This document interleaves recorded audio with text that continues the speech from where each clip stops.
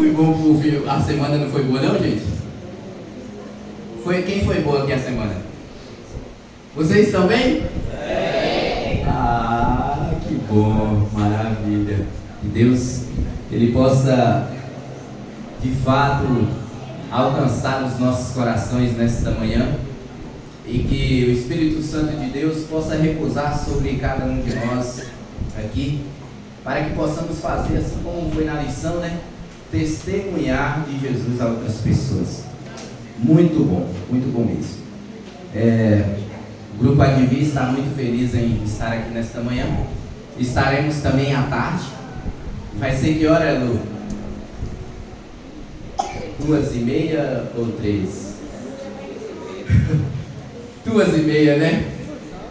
2h30, a gente estaremos aqui mais à tarde também fazendo um JA. Então, não perca, viu? Não perca, vai ser muito legal também. Vai ser uma tarde de louvor ao nosso Deus. Abra sua Bíblia aí, lá no livro de Mateus, capítulo 25. Nós iremos estudar um dos sermões mais pregados de toda a Bíblia, que é o sermão da parábola das 10 virgens. Esse sermão já foi pregado ali, o nosso irmão Rafael tá ali, gosta de pregar sobre esse tema também. Já vi vários sermões sobre as 10 virgens, mas tem muitas lições aqui. Quanto mais sermão aparece, mais aparece, porque tem muita lição esta parábola. Queridos, antes de começar, talvez você esteja pensando, já vem ele com aquela história de que o noivo chegava por último e agora inverteu tudo. O noivo que chega primeiro. Não, eu não quero me atentar a isso. Eu quero ir direto ao ponto do que realmente a parábola está nos alertando. E o verso que nós vamos ler primeiro é o verso 13, que é o final da parábola, que Jesus alerta o povo dizendo: vigiai, pois, porque não sabeis o dia e nem a hora. O intuito todo da parábola é para que Jesus chegasse nesse ponto e falasse para o povo, e falasse, vigie. E nós vamos ver no contexto da parábola que em algum momento, mesmo aqueles que não dão valor às coisas de Deus, vigiam. Mas também a parábola mostra que aqueles que buscam incessantemente também vigiam, mas chega um momento em que eles perdem a vigilância. É como se a igreja estivesse caminhando para o céu, vigilantes dia e noite, mas chega um momento em que eles perdem a vigilância e deixam de vigiar. Por isso que Jesus, ele termina a parábola dizendo: vigie. Para quem? Para mim e para você. Vigie, porque não sabemos o dia e nem a hora que ele vai voltar. E se ele voltar e eu e você não estivermos de vigia, certamente ficaremos para trás. Já assistiu esse filme? Deixados para trás. Será daquela forma. A palavra vigiar aparece na Bíblia 61 vezes.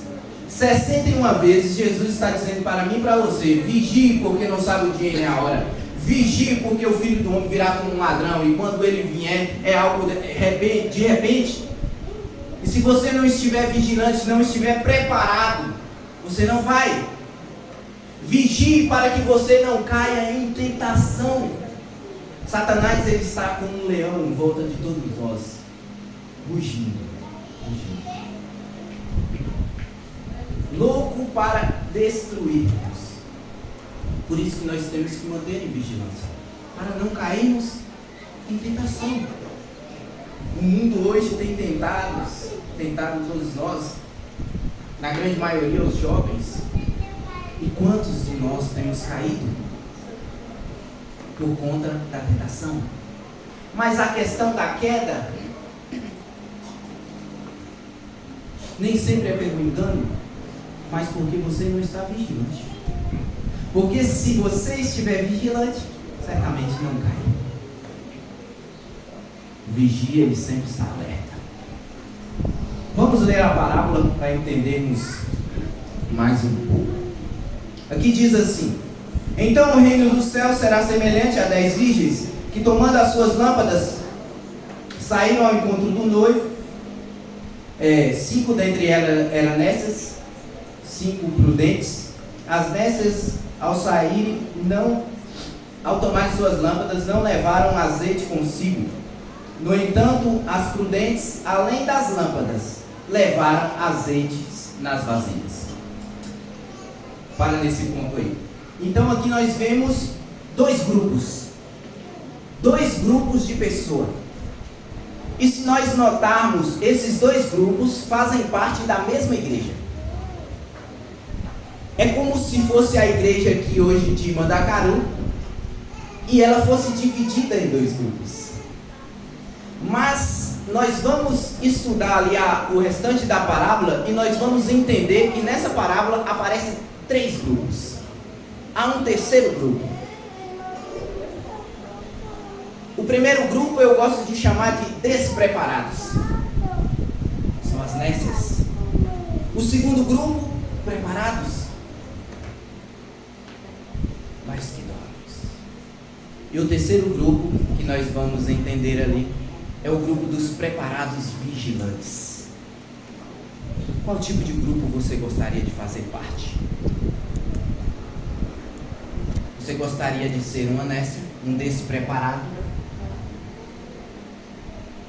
Você gostaria de estar preparado, mas sem vigiar? É possível o preparado não estar de vigia. Você gostaria de estar preparado e vigilante? Em que grupo você se encaixa hoje? Só você sabe. Só você sabe se você realmente faz a vontade do Pai ou não. Eu não sei, mas você sabe. Aqui diz que quantas dentre elas eram virgens? Quantas, irmãos? 10. As 10, né? Então, as 10 eram virgens. E a palavra virgem na Bíblia significa pureza. Portanto, as 10 fazia parte de uma igreja pura, de um evangelho puro, e servia a um Deus puro. Todos nós fazemos parte desse mundo.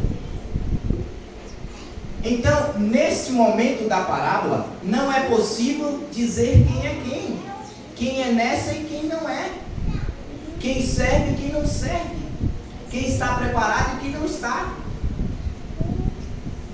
Em nenhum momento aqui eu quero dizer se preparando. A gente tem o costume de falar assim, eu estou me preparando para ir para o céu. Em toda a Bíblia você não vai encontrar essa palavra. Se prepare. O cristão deve estar preparado. Você já imaginou Jesus voltando nas nuvens do céu e você se preparando? Vai ficar. Você já imaginou se antes que esse culto termine você deixe de respirar e você está se preparando? Vai ficar. O cristão deve estar preparado. O cristão nasce preparado. É assim que devemos estar a todo momento, preparados para encontrar com Cristo. Então, não se iluda com essa questão, eu estou me preparando. Não, você tem que estar preparado. Tome essa decisão, eu estou preparado. Quantas dentre elas tinham lâmpadas? Quantas, irmãos? As 10. As 10 tinham a palavra de Deus. Lâmpadas para os meus pés e a tua palavra de luz para os meus caminhos.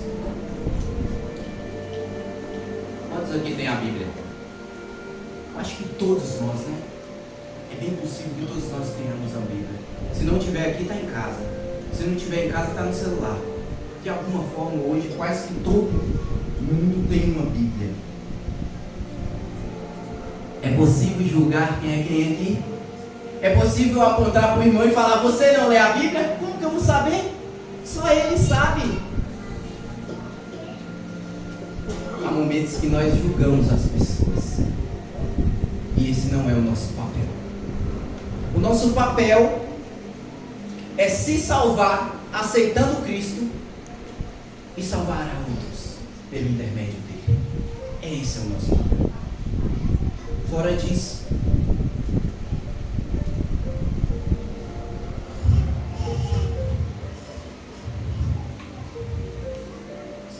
o julgamento ele tem duas fases. Uma parte dele é mental. A gente julga de maneira mental. E o mental ele é controlável. Porque algumas pessoas conseguem controlar sozinhas, outras precisam de uma ajudinha, de um empurrão. Mas enquanto está aqui é controlável. Saiu daqui, aí ninguém controla. O julgamento é assim.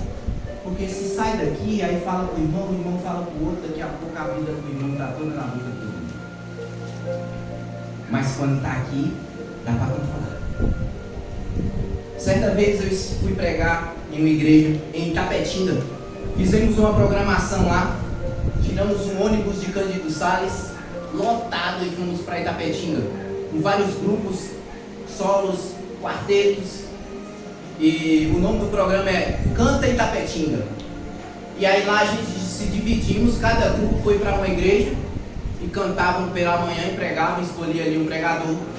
E à tarde nos juntamos na central de Itapetinga para fazer uma programação JA. E eu fui, na igreja que nós fomos, eu fui pregar. E quando eu subi para pregar, o irmão, o diácono, chegou e colocou um copinho de água assim do lado, geladinho, mas estava branca. A água estava branca. E eu pregando, e comecei a julgar o irmão. Falei, não, esse irmão está de brincadeira. E eu, irmão, abre e tal. Esse irmão está de brincadeira. Água branca, tirou direto da torneira, só o cloro. E eu fiquei julgando o irmão e pregando. Mental. Itapetinga, o lugar quente, gente. Um lugarzinho quente. Até no frio é quente. Quando for lá falar que tá frio, não vai pra lá não, tá quente.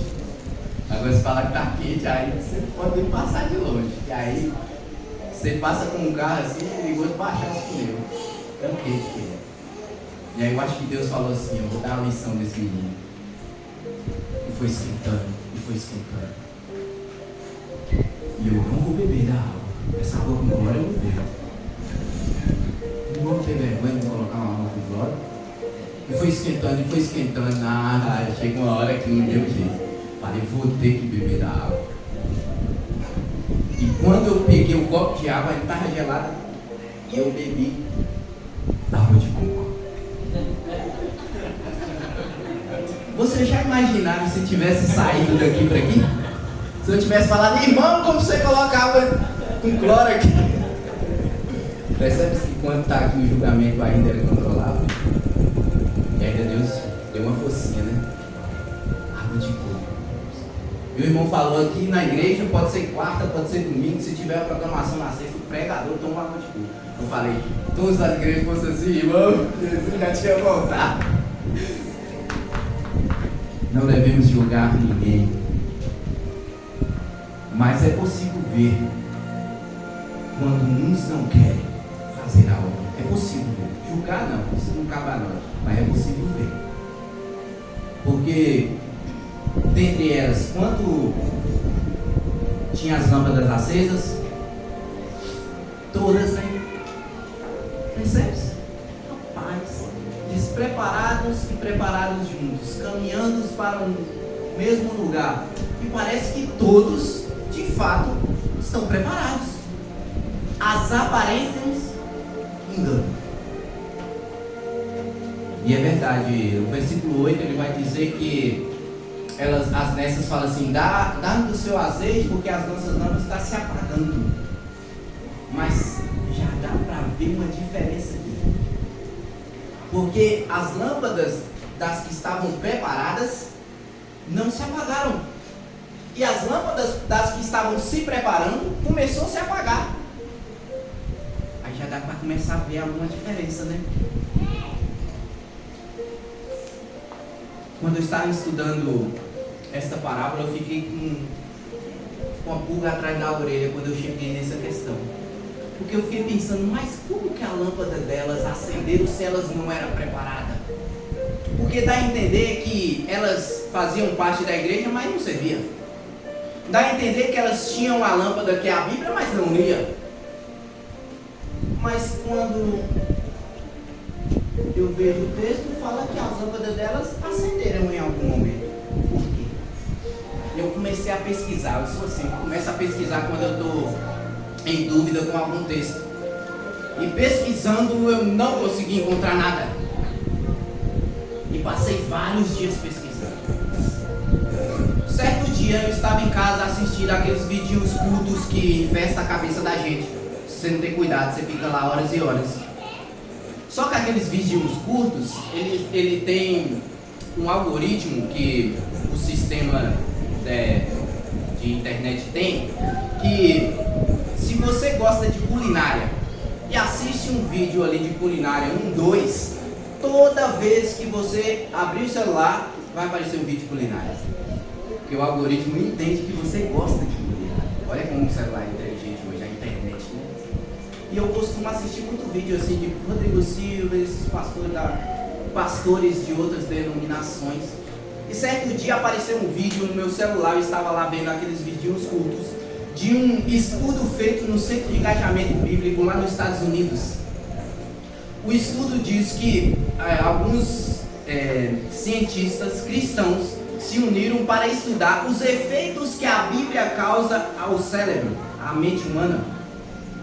E eles chegaram à conclusão de que todo aquele que só abre a Bíblia no momento em que o pastor, o pregador, como nós fizemos aqui, fala, abra a Bíblia e tal texto dentro da igreja, mas não abre em nenhum momento mais durante a semana, os efeitos da sua mente é insignificante. É como aquele que só sabe receber ordens, se mandar abrir lá. Se ele estiver sozinho em casa, ele não abre. Lucas 17, versículo 10 diz que o servo que só sabe receber ordens é inútil. Diz lá também, na conclusão deles, que todo aquele que só estuda a Bíblia uma vez por semana, os efeitos da sua mente é insignificante. 2 vezes, insignificante. 3 vezes, melhora um pouco. E quando chegou nessa parte, 3 vezes melhora um pouco, eu pensei, as nécias, lembrei na hora. É as nécias. Porque eu fico imaginando as nécias chegando na igreja, e o pastor prega, abra a Bíblia, e eles abrem, chegando, amanhã eu vou estudar a Bíblia. E ela chega em casa no outro dia de manhã e estuda a Bíblia, 2 dias. E chega na segunda, pela manhã, estuda a Bíblia, 3 dias. Aí melhora um pouco. E nesse melhorar, a lâmpada acende. Mas quando chega na terça-feira, ela acorda atrasada para ir para o trabalho. E aí ela pensa, e agora eu estudo a Bíblia e chego atrasado, ou eu chego e fico pontual e não levo reclamação? Eu vou chegar pontual. E aí não estuda a Bíblia. E aí o que acontece com a lâmpada? Começa a apagar. Porque 3 vezes ao dia, por semana, estudar a Bíblia, melhora um pouco, mas não é suficiente. Ainda assim é inútil. É insignificante estudar apenas 3 vezes por semana a Bíblia. A palavra de Deus é algo que deve se buscar todos os dias. 7 dias por semana. 30 dias por mês. Se tiver 31, busca os 31 dias. 365 dias por ano. E veja o que acontece com a mente de quem faz isso, que estuda a palavra de Deus diariamente. O seu sentimento de solidão diminui em 30%. Os problemas com a raiva diminuem em 32%. A amargura com o relacionamento, as brigas de casais diminuem em 40%. Sentimento de estagnação espiritual diminui em 60%. Problemas com alcoolismo e as chances de se envolver com algo diminuem em 57%. Em alguns casos até em 100%. E é verdade, irmãos. Eu era um alcoólatra e um drogado. Comecei a estudar a Bíblia diariamente. Hoje eu não bebo. Hoje eu não uso drogas. Percebe-se? E todas as vezes, eu tenho hoje quase 15 anos de adventista. Eu abandonei os caminhos de Deus 2 vezes. Todas as vezes que eu abandonei foi porque eu deixei de ler. E todas as vezes que eu deixei de ler, eu voltei para o álcool, para as drogas, do mesmo jeito. Quem estuda a palavra de Deus todos os dias, a sua vontade de compartilhar a fé, foi o que nós estudamos na lição, aumenta em 200%. Se você tem visto alguém na igreja que não compartilha da sua fé, certamente não está estudando todos os dias. O seu discipulado, formação de discípulos, aumenta em 230%. E gravar a Bíblia na mente aumenta em 400%. Então não tem aquela ideia que eu não consigo gravar. Lê todo dia que você lê. Anos e anos, lê todo dia. Achei uma hora você vai gravar. Percebe? E quando eu li vi isso, eu pensei, essas ali devem ser as prudentes. Mas me vem na mente, se não for elas. Porque o texto que nós vamos ler, o versículo agora, ele assusta. Olha como que está a igreja. Vamos ler o versículo 6.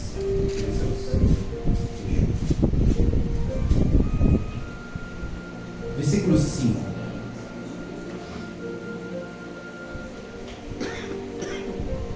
E tardando o noivo, foram quantas tomadas de sono? Todas.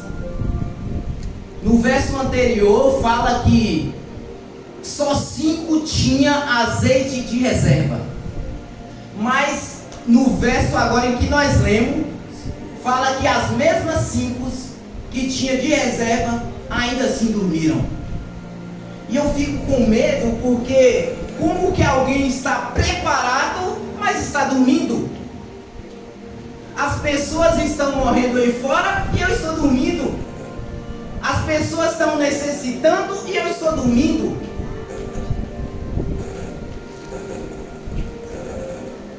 Como isso pode acontecer? Será a revelação de Apocalipse 3? Uma igreja morna? Uma igreja que só dorme? E que acha que é normal, eu sirvo a Deus, eu vou no sábado da igreja, eu vou uma quarta ou outra, eu vou um domingo ou outro. E as pessoas se perderam e você dorme. E quando eu digo você, eu incluo eu também. Não podemos dormir. Desperta, igreja! Igreja de Mandacaru, desperta! Pregue Jesus às pessoas. Acorde, sai lá fora gritando: Jesus está voltando. Fomos chamados para isso. Para que você veio aqui hoje? Para ouvir belas músicas?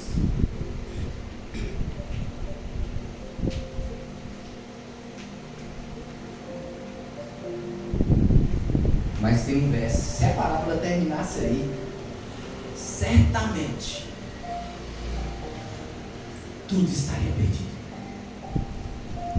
Despreparados, preparados, ia se perder do jeito.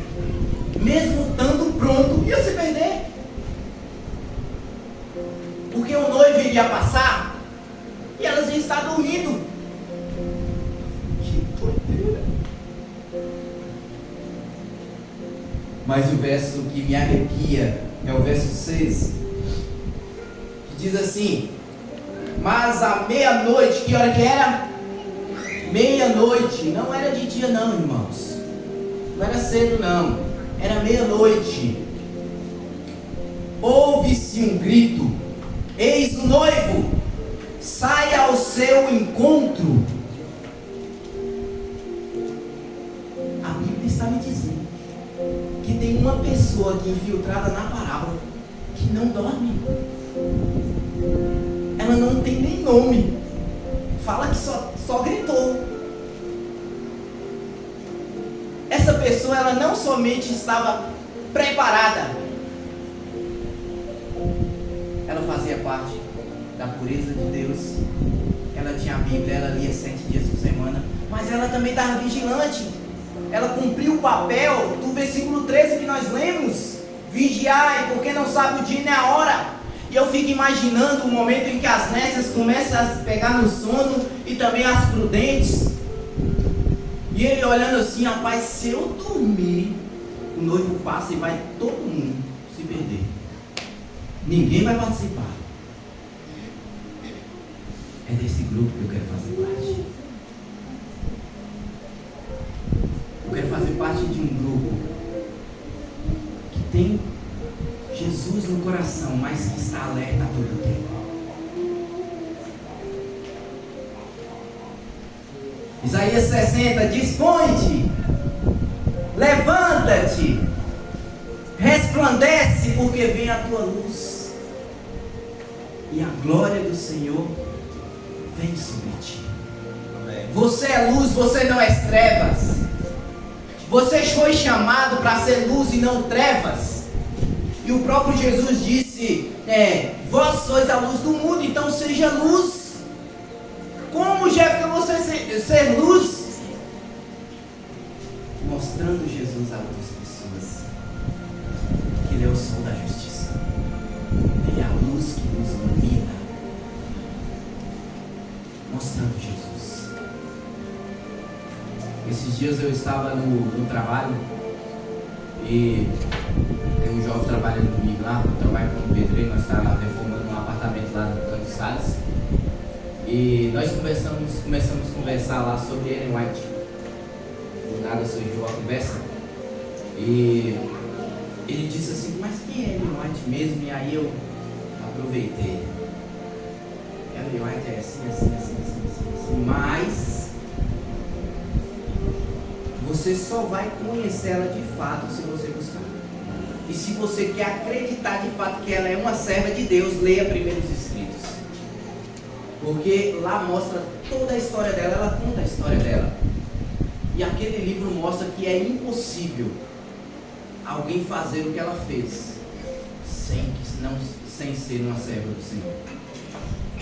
Ele chegou em casa e pesquisou no computador, colocou lá Ellen White. Quando ele colocou, desceu aquela carreta de informações sobre Ellen White no computador. Ele ficou até tarde lendo. No outro dia ele chegou me contando isso. E falou: rapaz, mas a mulher tem informação mesmo. E eu falei: você já estudou a Bíblia alguma vez? Ele falou: não. Eu falei: você quer estudar a Bíblia? Ele falou: eu quero. Vamos marcar o dia. Marcamos para a semana que vem. Percebe-se? Seja luz. Sabe por quê? Porque quando nós estudamos todo dia e decidimos ser luz, Deus coloca diante de nós oportunidades. E essas oportunidades também aparecem na vida dos outros que não querem servir, mas infelizmente eles não conseguem enxergar porque estão distantes do propósito de Deus. Seja luz aonde você passar. Não seja trevas. Você não é trevas, você é luz. 3 grupos despreparados. Segundo, preparados, mas que dormem. Quer fazer parte desse grupo? Eu não quero. Terceiro grupo, preparados, vigilantes, representados por uma pessoa. Agora você viu a diferença?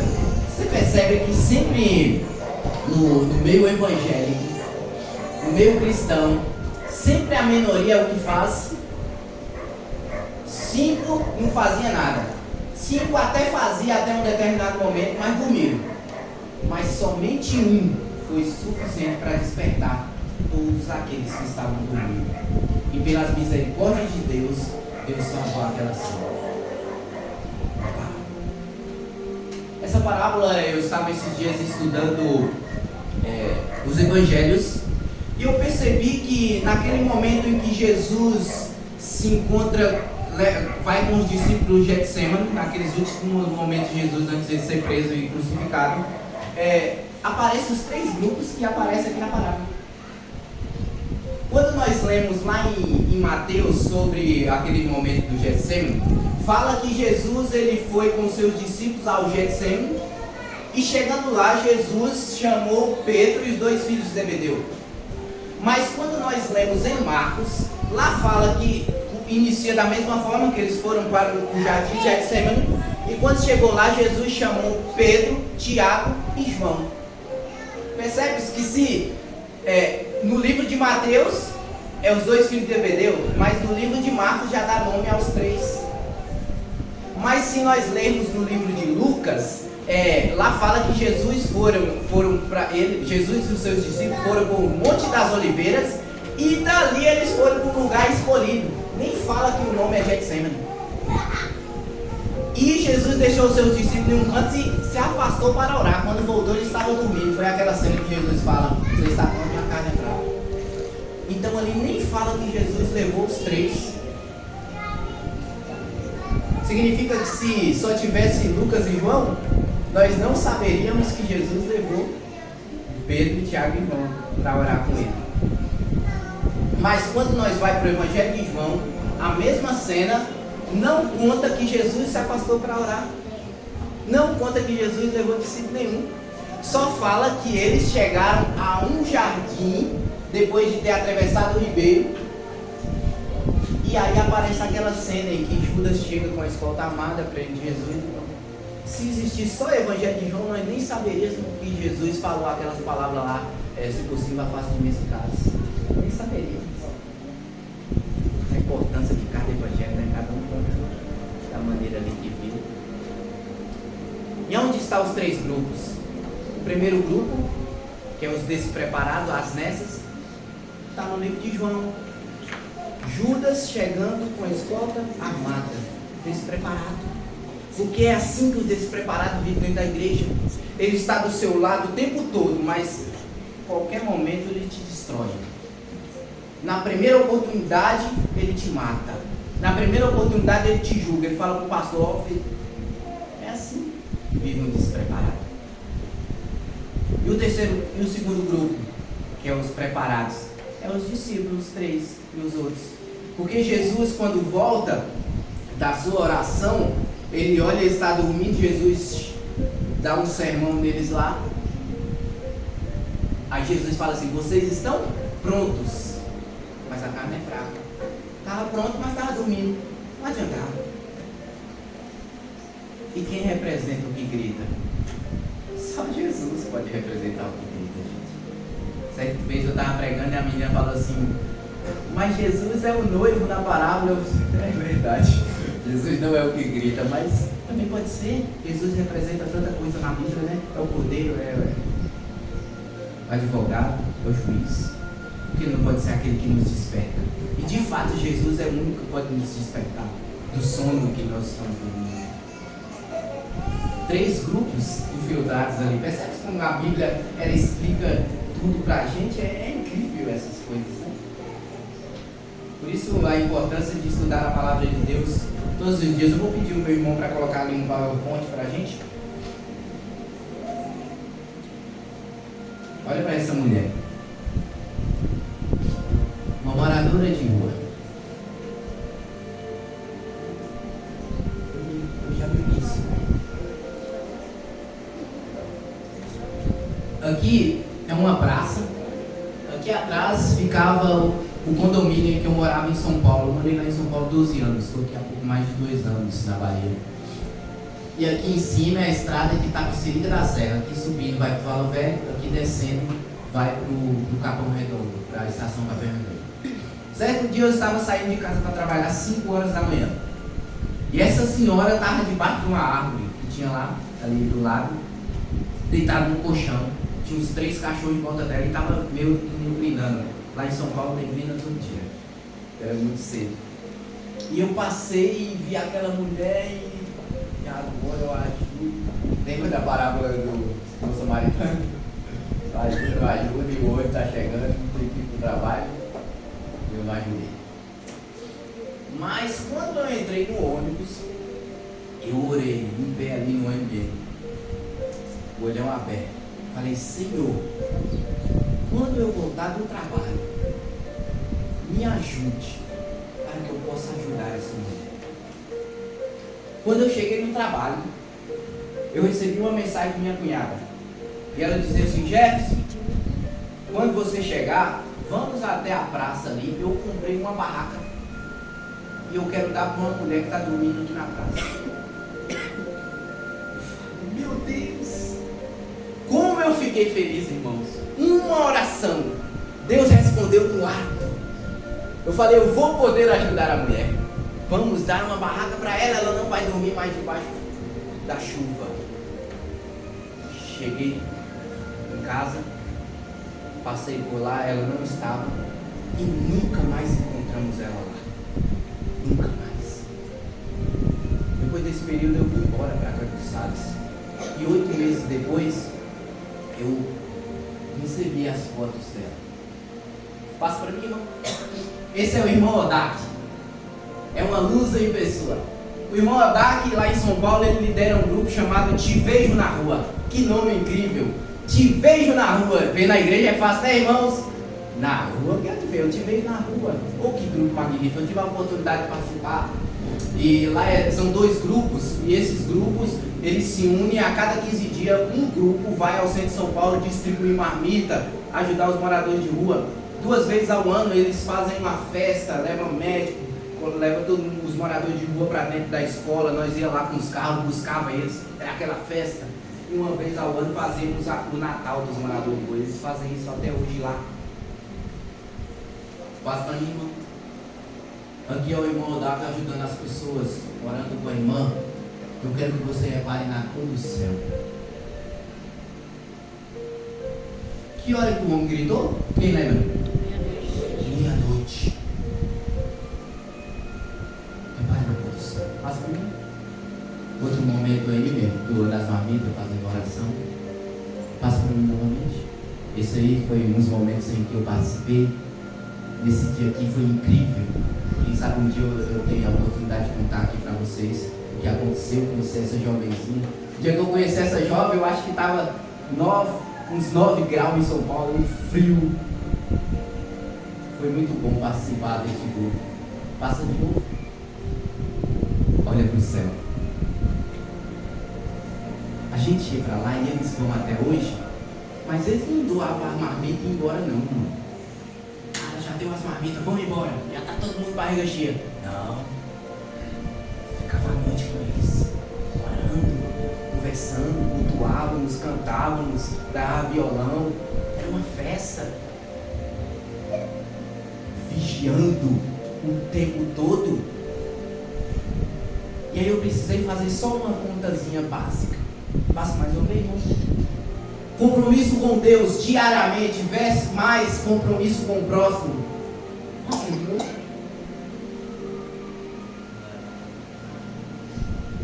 Vida transformada. Eu pensei que Deus tinha ouvido a minha oração para dar apenas uma barraca à mulher. Na minha mente, Deus falou assim, não, eu vou te ajudar, Jé, você vai dar uma barraca à mulher. E a barraca com o tempo vai chover em cima, vai dar sol, vai se rasgar, ou quem sabe vem outro e toma e ela vai estar na chuva de novo, você quer isso? Eu pensava isso. Deus deu o lar da mulher de novo.